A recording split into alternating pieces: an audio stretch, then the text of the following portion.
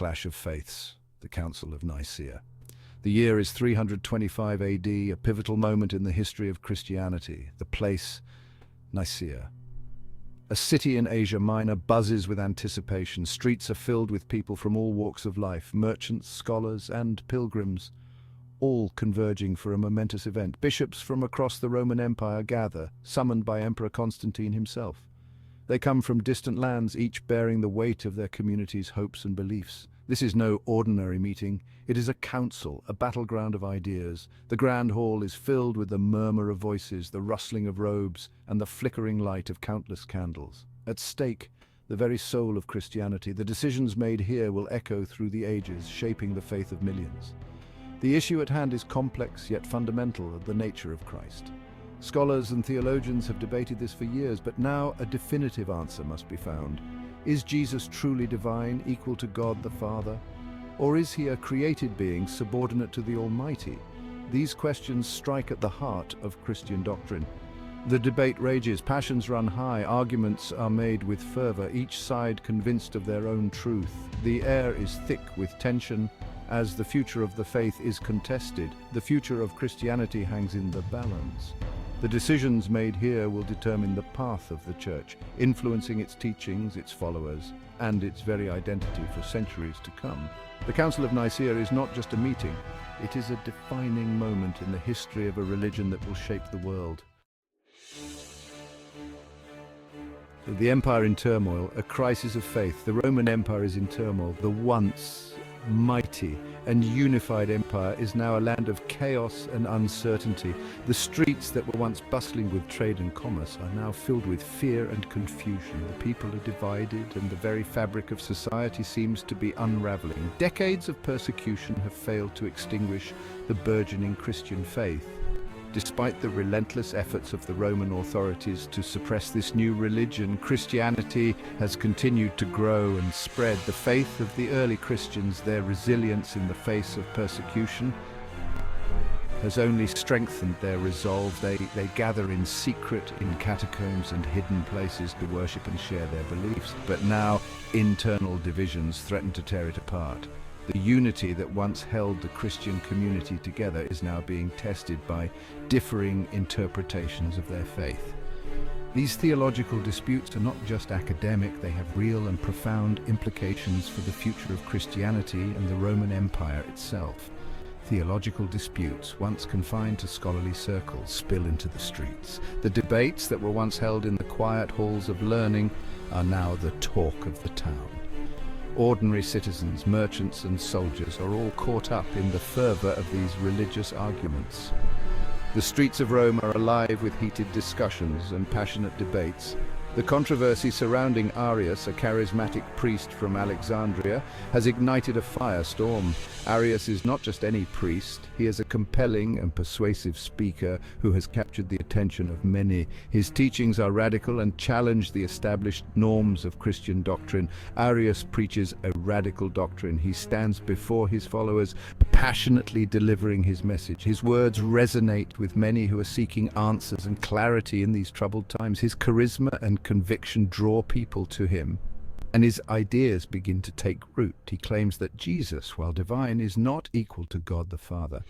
This is a bold and controversial statement that challenges the very core of Christian belief. According to Arius, Jesus is a created being, the first and greatest of God's creations, but not co-eternal with the Father. He is a created being, the first and greatest of God's creations. This teaching, known as Arianism, spreads like wildfire. It offers a new perspective on the nature of Jesus and his relationship with God the Father.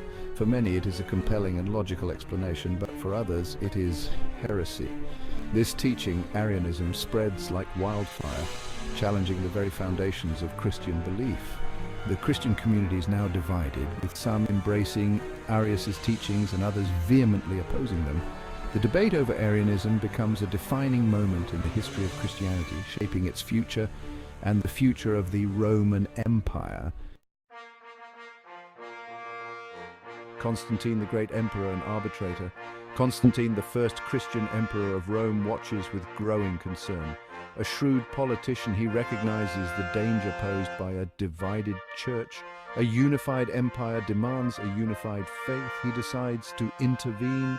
Convening the Council of Nicaea, he gathers the most influential bishops of the time. His goal to settle the Christological debate once and for all. Constantine, though not a theologian himself, presides over the council. He uses his imperial authority to steer the bishops towards a resolution. Arius and Alexander, a theological duel. At the heart of the council lies a clash of titans, a battle of profound theological significance that would shape the future of Christianity. Arius, a skilled orator, defends his views with passion and eloquence, captivating many with his arguments. He argues for the supremacy of the Father, the one true God, emphasizing that the Father alone is unbegotten and eternal. Jesus, he insists, is subordinate, a created being, distinct from the Father in essence and nature. According to Arius, Jesus was begotten by the Father and therefore had a beginning. Facing him is Alexander, the Bishop of Alexandria, a staunch defender of Orthodox Christian doctrine. He leads the opposition against Arianism with unwavering determination, seeing Arius's teachings as a grave threat to the unity and purity of the Christian faith. He argues fiercely for the full divinity of Christ, asserting that Jesus is co-eternal and consubstantial with the Father, sharing the same divine essence. The debate is fierce, the arguments complex, as both sides present their theological and scriptural evidence, each convinced of the truth of their position. The bishops, representing diverse theological viewpoints, engage in heated discussions, their voices rising in passionate defense of their beliefs. The Council of Nicaea becomes a crucible for the development of Christian doctrine, a pivotal moment in the history of the Church. As the Council progresses, the weight of the decisions being made becomes evident. The outcome of this theological duel will not only define the nature of Christ, but also set a precedent for how the Church will handle doctrinal disputes in the future. The meticulous examination of ancient texts and scriptures underscores the gravity of the Council's deliberations. Every word, every phrase is scrutinized for its theological implications. In the end, the Council reaches a momentous decision affirming the full divinity of Christ and condemning Arianism. The Nicene Creed is formulated, a lasting testament to the Council's profound impact on Christian theology. Section 5, the Nicene Creed, defining the divine. Weeks turn into months. The debate rages on. Finally, under Constantine's watchful eye, a consensus emerges. The bishops draft a document that will shape Christian theology for centuries to come. The Nicene Creed. This creed affirms the divinity of Christ. It proclaims him to be God from God, light from light, true God from true God. It asserts his equality with the Father, one in essence, co-eternal. Arianism is condemned as heresy. Section 6. The debate rages on aftermath of the Council. The Council of Nicaea does not mark the end of the controversy. Arianism, though officially condemned, continues to find supporters.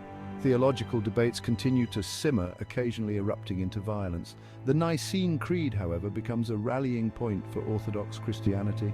It forms the bedrock of Christian doctrine, a testament to the enduring belief in the divinity of Christ. Section 7. Echoes of Nicaea shaping Christian doctrine. The echoes of Nicaea reverberate through history, shaping the development of Christian theology. The Council's affirmation of Christ's divinity becomes a cornerstone of Christian belief. It paves the way for the doctrine of the Trinity, the understanding of God as three distinct persons in one essence, Father, Son, and Holy Spirit. Section 8. The Trinity, a cornerstone of faith. The Trinity, a concept that has its roots in the debates at Nicaea, becomes central to Christian understanding of God. It articulates the belief in a God who is both one and three, a mystery that defies easy comprehension yet lies at the heart of Christian faith. This doctrine, while complex and often debated, provides a framework for understanding the relationship between God the Father, God the Son, and God the Holy Spirit. Section 9. Nicaea's legacy, unity and division. The Council of Nicaea, while intended to unify the Christian Church, also exposes the fault lines within. Theological debates continue to spark disagreements and divisions, yet Nicaea's legacy is not solely one of division. It also represents an attempt, however imperfect, to find common ground, to articulate shared beliefs in the face of disagreement. Section 10. Conclusion: the enduring impact of Nicaea. The Council of Nicaea stands as a pivotal moment in Christian history. It is a testament to the power of ideas, the passion of belief, and the enduring quest to understand the nature of God. While the debates of the 4th century may seem distant, their echoes resonate even today. The Nicene Creed, a product of that tumultuous era, continues to shape Christian understanding of God in Jesus Christ, reminding us of the enduring legacy of Nicaea.